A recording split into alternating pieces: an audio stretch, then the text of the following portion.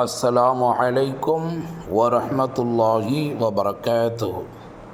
நான் Ustad doctor Shamsuddin Jamali, Masjidul Hidaya, number 100/47, Jothiramalingam தெரு, புதிய காமராஜர் நகர், வியாசர்பாடி, சென்னை 39. இங்கு இருக்கக்கூடிய சான்றிதழ்கள் அது பற்றிய விவரங்களை உங்களுக்கு நான் தருகிறேன்.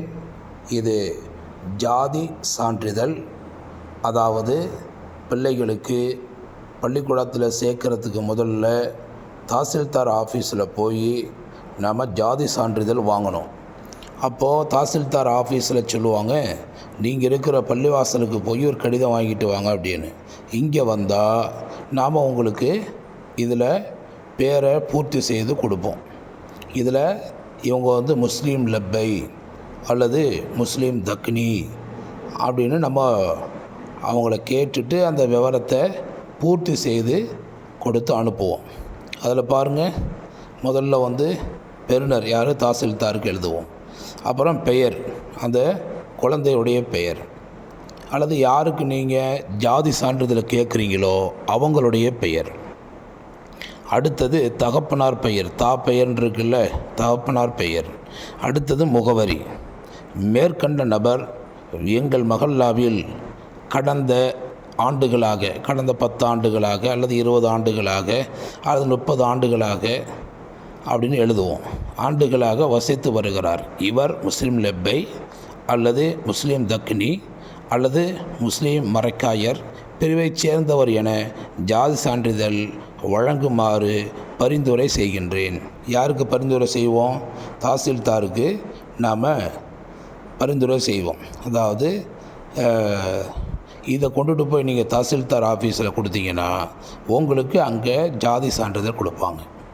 அதே மாதிரி இது பாருங்கள், இது நிக்கா அனுமதி சான்றிதழ், இந்த என்ஓசி அப்படின்னு சொல்கிறாங்கல்ல, இதுதான். இது ஒரு பள்ளிவாசலுக்கும் இன்னொரு பள்ளிவாசலுக்கும், ஒரு பள்ளிவாசலுடைய நிர்வாக பெருமக்களுக்கும் இன்னொரு பள்ளிவாசலுடைய நிர்வாக பெருமக்களுக்குமான அனுமதி கடிதம். இப்போது யார் நிக்கா எழுத போகிறாங்களோ அவங்க கேட்பாங்க, எங்கெங்க என்ஓசி அப்படின்னு. No objection certificate, NOC, no objection certificate, தடையில்லா சான்றிதழ் அப்படின்னு சொல்லலாம், அல்லது நிக்கா அனுமதி சான்றிதழ் அப்படின்னு சொல்லலாம். இதை தான் நம்ம நிக்கா அனுமதி சான்றிதழ் அப்படின்னு இங்கே கொடுத்துருக்குறோம். இப்போ இதில் நம்ம மஹல்லாவில் வசிக்கிற பிள்ளைங்க நம்ம பள்ளியில் கேட்டால் நாம் இதை பூர்த்தி செஞ்சு கொடுப்போம். இதுக்கு நீங்கள் என்ன செய்யணும் அப்படின்னா, யார் கேட்குறீங்களோ அவங்க ஒரு ரிக்வெஸ்ட் லெட்டர் கொடுக்கணும். அந்த கடிதத்தில் இந்த மாதிரி என்னுடைய மகன் இந்த இடத்துல திருமணம் நடைபெறுது, நீங்கள் என்ஓசி வழங்குமாறு கேட்டுக்கொள்கிறேன் அப்படின்னு நீங்கள் ஒரு கடிதம் கொடுத்தீங்கன்னா, அந்த கடிதத்தில் அந்த மணமகனுடைய ஆதார் கார்டு ஜெராக்ஸ், ஃபோட்டோ இருக்க வேண்டும். ஆதார் கார்டு ஜெராக்ஸ் இருக்கணும், ஃபோட்டோ இருக்கணும்.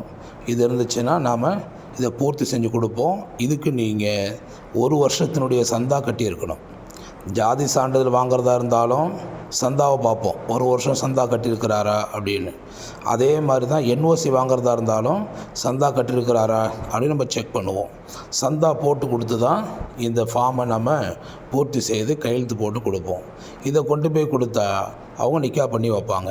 இதுக்கு பேர் தான் என்ஓசி, நோ அப்ஜெக்ஷன் சர்டிஃபிகேட், நிக்கா தடையில்லா சான்றிதழ் அல்லது நிக்கா அனுமதி சான்றிதழ் அப்படின்றது. அதே மாதிரி இன்னொரு சர்டிஃபிகேட் நம்ம கொடுக்குறோம். இது இருப்பிட சான்றிதழ். இந்த சர்டிஃபிகேட்டுக்கு பேர் இருப்பிட சான்றிதழ். இந்த சர்டிஃபிகேட்டில் பார்த்தீங்கன்னா முதல் எடுத்த உடனே பெறுநர் அப்படின்னு இருக்கும். பெறுநர்னால் யார்? அது யாருக்கு நம்ம இதை கொடுக்குறோமோ அது. இப்போ நம்ம மஹல்லாவில் 20 வருஷம் இருப்பாங்க, 30 வருஷம் இருப்பாங்க, சில பேர் 50 வருஷம் இருப்பாங்க. இன்னொரு ஏரியாவுக்கு போகும்போது அந்த பகுதிக்கு அவங்க புதியவர். அப்போது எங்கேருந்து வந்தாங்க என்னான்னு தெரியாதுல்ல. அதனால் நான் இத்தனை வருஷம் இந்த மஹல்லாவில் வசித்தேன் அப்படிங்கிறதுக்கு ப்ரூஃப் வேணும். அந்த ப்ரூஃப் தான் இது. இப்போ இதில் வந்து யாருக்கு அவங்க கேட்குறாங்க, அந்த பள்ளிவாசல் கேட்டாங்கன்னா அந்த பள்ளிவாசலுடைய நிர்வாக பெருமக்களுக்கு நம்ம இது எழுதுவோம். இந்த பெறுநர் அப்படிங்கிறதுல கீழே வந்து பெயர், அடுத்தது தகப்பனார் பெயர், அடுத்தது விலாசம், மேற்கண்ட இல்லை மேற்கண்ட அந்த நபர் ஏன்னா யாரோ அந்த அப்படிங்கிறத போடுவோம். எங்கள் மஹல்லாவை சேர்ந்தவர் ஆவார். மேற்கண்ட அந்த பெண்ணுனா பெண்ணு, கணவன்னா கணவன், மனைவினா மனைவி, யாரோ அவர் எங்கள் மஹல்லாவை சேர்ந்தவர். எங்கள் மஹல்லாவில் டேஷ் டேஷ்ன்னு இருக்குல்ல, அந்த இடத்துல வந்து எத்தனை ஆண்டுகள் இங்கே வசித்தார்னு எழுதுவோம். 10 ஆண்டுகளா, 20 ஆண்டுகளா, 30 ஆண்டுகளா அப்படின்னு நம்ம எழுதுவோம். அல்லது சில மாதங்கள்னு சொன்னால் மாதங்கள்னு இருக்கும். வருடங்களாக அப்படின்னா வருடங்கள் அங்கே இருக்குது, அதை நம்ம டிக் பண்ணுவோம். வசித்து வருகிறார் என சான்றளிக்கின்றேன் அப்படின்னு கீழே நிர்வாகி கையெழுத்து போடுவார். அப்போ இந்த 3 ஆவணங்களும் நம்முடைய பள்ளிவாசலில் நாம் தரக்கூடிய மிக முக்கியமான ஆவணங்கள். இந்த ஆவணங்களை பெறுவதற்கு நீங்கள் கடிதம் கொடுத்து பெற்றுக்கொள்ளலாம். இது இருக்கிறது, தேவையானால் பெற்றுக்கொள்ளுங்கள் என்பதற்காக தான் இந்த வீடியோ.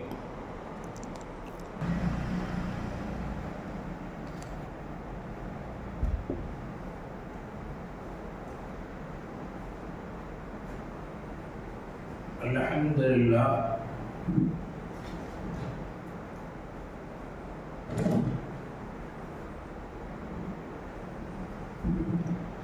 அல்லாஹ்வுடைய கிருபையினால் நமது ஹிதாயா பள்ளிவாசலில் இருக்கக்கூடிய சர்டிஃபிகேட்ஸ், சான்றிதழ்கள் சம்பந்தமாக உங்களுக்கு நான் நிறைய விவரங்களை சொல்லியிருக்கிறேன். அதில் வந்து இருப்பிட சான்றிதழ், அதுபோல் என்ஓசி நோ அப்ஜெக்ஷன் சர்டிஃபிகேட், திருமண அனுமதி சான்றிதழ், அதுபோல் ஜாதி சான்றிதழ், இதையெல்லாம் நான் உங்களுக்கு இந்த வீடியோவில் சொல்லியிருக்கிறேன். இதை வேண்டுமென விரும்புவோர் கொஞ்சம் முன்னதாகவே நம்மிடத்தில் லட்சம் கொடுக்க வேண்டும். இப்போ வந்து கொடுத்துட்டு இப்போவே கொடுங்க அப்படின்னா நம்ம அதை தயார் செய்யணும்ல. அதே போல் நமது மஹல்லாக்காரங்க நம்மளை கூப்பிட்டு நிக்கா செஞ்சு வைங்க அப்படின்னு சொல்லுவாங்க. நாம் தஃப்தரை எடுத்துகிட்டு போய் அவங்களும் நிக்கா பண்ணி வைப்போம். தஃப்தர் அப்படின்னா நம்முடைய பள்ளி சார்பாக தஃப்தர் இல்லை, தமிழகத்தினுடைய தலைமை காதி சலாஹுத்தீன் அய்யூபி அவங்க நமக்கு தஃப்தர் கொடுத்துருக்குறாங்க. அந்த தஃப்தரை எடுத்துகிட்டு போய் நம்ம பதிவு செஞ்சுட்டு அவங்க கையில் வந்து ஒப்படைச்சிடுவோம். முன்னாலாம் எப்படின்னா திருமணத்துக்கு பிறகு ஏதாவது மனஸ்தாபம் ஏற்பட்டு கணவன் மனைவி பிரிகிற மாதிரி இருந்தால் அவங்கள பள்ளிக்கு வர வச்சு 2 பேருக்கிட்டையும் பேசி அவங்கள சமாதானப்படுத்துவோம். முடியலனாக்க தலைமை காசிக்கு லட்சம் கொடுத்து அனுப்புவோம். அல்லாஹ்வுடைய கிருபையினால் கிட்டத்தட்ட நான் இந்த பள்ளிக்கு வந்ததுலேருந்து, நான் வந்து இந்த பள்ளிவாசலை அனுப்பிச்சு அதிலிருந்து இது வரைக்கும் 28 ஆண்டுகளாக இந்த பள்ளிவாசலில் டைவர்ஸ் என்பது கிடையாது. ஒரு பிரின்சிபலாக நம்ம முடிவெடுத்துக்கிட்டோம். அல்லாமா அப்துல் ராபி ஹஸ்ரத் ஜமாலி அரபிக் கல்லூரியினுடைய கிட்டத்தட்ட 50 ஆண்டு கால பேராசிரியர் பெருந்தகை, அவங்க இதனுடைய தலைவராக இருந்தாங்க. நான் 2 ஆலிம்கள் இருந்ததுனால நம்ம முழுக்க ஷரியத் அடிப்படையில் முறையாக சரியாக போகணும் அப்படிங்கிற எண்ணம் எனக்கும் அவங்களுக்கும் இருந்ததுனால நிர்வாக பெருமக்களுடைய ஒத்துழைப்போடு இதை நம்ம முடிவெடுத்துக்கிட்டோம். நம்ம யாரையும் பிரிக்க வேண்டாம், நம்ம யாரையும் பிரித்து வைக்கக்கூடாது. ஆகலாம் முடிஞ்ச வரைக்கும் சமாதானப்படுத்த பார்ப்போம். அப்படி ஒத்து வரல அப்படின்னா ஒரு கடிதம் எடுத்து கொடுத்து தலைமை காசுக்கு அனுப்பிடுவோம். அவங்க வந்து கடிதம் போட்டு 2 பேர் வர வச்சு ஒரு 6 மாதம் 1 வருஷம் வரைக்கும் பார்ப்பாங்க. ஒத்து வரலன்னா பிரிச்சுடுவாங்க. அப்படி இருந்துச்சு. ஆனால் இன்றைக்கி நிலவரம் என்ன தெரியுமா? நாமளும் பிரிக்க முடியாது, தலைமை காசியும் பிரித்து வைக்க முடியாது, டைவர்ஸ் யாரும் கொடுக்க முடியாது. தலாக் அப்படிங்கிறத நாமளும் கொடுக்க முடியாது, அவங்களும் கொடுக்க முடியாது. கோர்ட்டுக்கு தான் போகணும். இங்கே வந்தால் சமாதான முயற்சி தான் இருக்கும். தலைமை காசி தெளிவாக சொல்லிடுறாங்க, இங்கெல்லாம் வர வேண்டாம், நீங்கள் கோ டு த கோர்ட், நீங்கள் வந்து நீதிமன்றத்துக்கு போங்க அப்படின்னு ரொம்ப தெளிவாக சொல்லிடுறாங்க. நாமளும் அதை தான் சொல்கிறோம். சேர்ந்து வாழணும் அப்படிங்கிற எண்ணம் இருந்தால் மட்டும்தான் இங்கே வரணும். சமாதான முயற்சி தான் இங்கே நடக்கும். நம்ம பிரித்து வைக்க முடியாது, பிரித்து வைக்கிற தகுதியே நமக்கு இல்லை. அதாவது இந்தியன் கான்ஸ்டியூஷன் அடிப்படையில், இந்திய சட்டத்தின் அடிப்படையில் நாம் அதை செய்யக்கூடாது. முன்னாடியெல்லாம் வந்து அந்த மாதிரி ஷரியத் நீதிமன்றம் அப்படின்லாம் வச்சுருந்தாங்க. அதெல்லாம் பெரிய பிரச்சனையாகி அதெல்லாம் எடுக்கப்பட்டது. சமரச மையம் அப்படின்னு வச்சாங்க.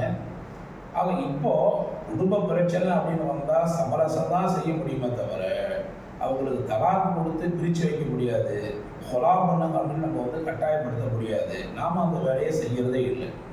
சரியா? ஆனால் நீங்கள் நிக்கா பண்ணி வைக்கணும் அப்படின்னா முன்கூட்டியே லட்சம் கொடுக்கணும். ஒரே தேதியில் இன்னும் 2 கல்யாணம் வந்துடும், நீங்களும் வந்து கூப்பிடுவீங்க. அப்போ எங்கே வருது? நமக்கு சிரமமாக இருக்கும்ல. அப்படிலாம் நடந்திருக்கு முன்னால். அப்போ யார் முந்திக்கிறாங்களோ அவங்களுடைய அழைப்பை ஏற்று அவங்களுக்கு தான் நம்ம போவோம்.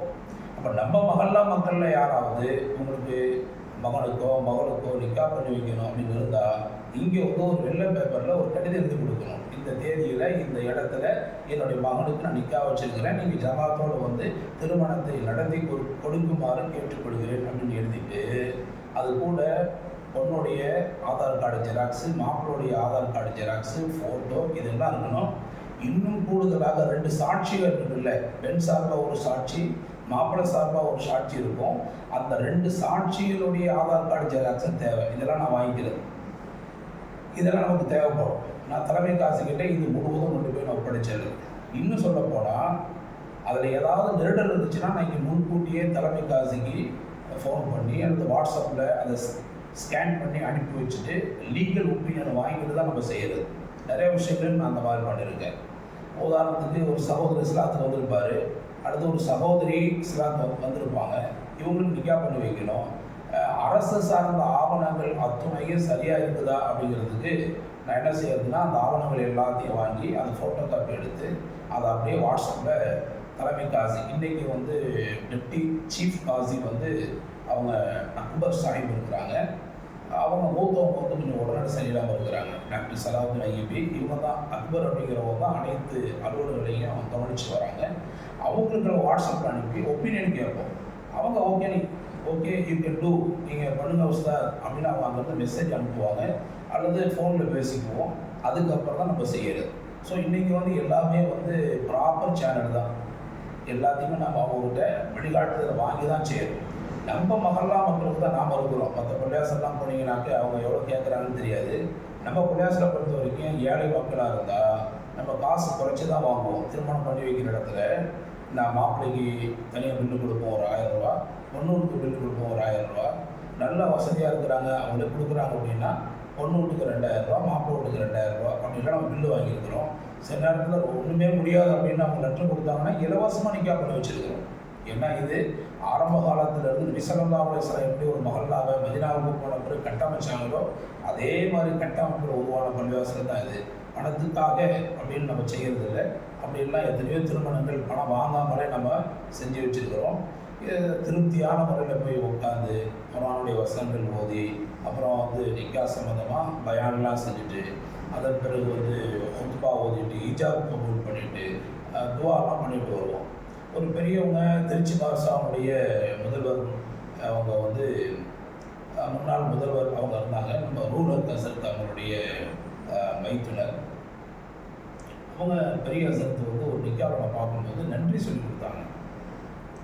எப்படி சொல்லி கொடுத்தாங்கன்னா, உனக்கு சேர வேண்டிய விலை மதிக்க முடியாத சொத்தான என்ன இந்த பெண்ணை பெற்றெடுத்து பாதுகாத்து பத்திரமா வச்சு இந்த நேரத்தில் நிக்கா செஞ்சு கொடுத்தமைக்காக மனமார்ந்த நன்றி அப்படிங்கிற மாதிரி அந்த வாசகத்தை நான் எல்லா நிக்காவையும் சொல்கிறது தான்.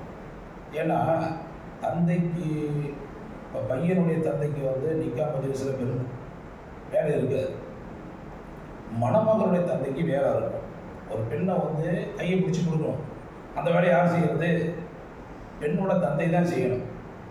அப்போ அந்த நேரத்தில் அந்த பையன் மணமகன் வந்து நான் ஏற்றுக்கொண்டேன் அப்படின்னு சொல்லுவார்ல, அப்போ நம்ம சொல்லிக் கொடுக்குறது, உங்களுக்கு ஒரு குடும்பத்தாருக்கு மனமார்ந்த நன்றிகள், அல்லாஹ் உங்களுக்கு ஈருலக வெற்றியை தந்தல் புரிவானாக அப்படின்னு சொல்லும்போது அந்த பெண்ணுடைய தகப்பனாருக்கும் அந்த குடும்பத்தாருக்கும் சந்தோஷமாக இருக்கும், ஒரு துவா வாங்கி போயிடுது. இப்படி ஒரு அழகான அணுகுமுறைகளை நம்ம வந்து கடைபிடிக்கிறோம். இப்போ மஹல்லா மக்களுக்கு தெரிவிக்கிறது இந்த மாதிரியான சான்றிதழ்கள் இருக்குது. உங்களுக்கு தேவைன்னு சொன்னால் நீங்கள் கொஞ்சம் முன்கூட்டியே வந்து அப்ளை பண்ணி அதை கேட்டு வாங்கிக்கிங்க. சந்தா ரசீது ரொம்ப ரொம்ப முக்கியம். நீங்கள் சந்தா கொடுக்குறீங்கல்ல, சந்தா கையில் இருக்கணும். பெரும்பாலும் இப்போ 1 வருஷம் சந்தா வாங்கிட்டோம், ஏன்னா நம்ம வந்து சந்தா வசூல் பண்ணுறதுக்கு ஆறு நியமிக்கல, பல வருஷம் ஆகி போச்சு. இங்கேயே கொண்டாந்து கொடுக்குறாங்க, பில்லு போட்டு கொடுக்குறோம். அதனால் நீங்கள் என்ன செய்யுங்க, பள்ளியில் வந்து கொடுத்து வாங்கிக்கிங்க. மாதந்தோறும் வர முடியலையா, ஒரே பில்லாக 1200 ரூபாய்க்கு வாங்கிட்டு போயிட்டு ஒரு மாதத்துக்கு 100 ரூபா அப்படின்னா ஒரு வருஷத்துக்கு 12 மாதங்களுக்கு 1200 ரூபா. அந்த ஒரு பில்லை வீட்டில் நீங்கள் பத்திரமா வச்சுக்கிங்க, அது போதுமானது. ஜஸாக்குமுல்லாஹ் ஹைரன் கஸீரன் ஃபித் தாரைன். அஸ்ஸலாமு அலைக்கும் வரஹ்மத்துல்லாஹி வபரகாத்துஹு.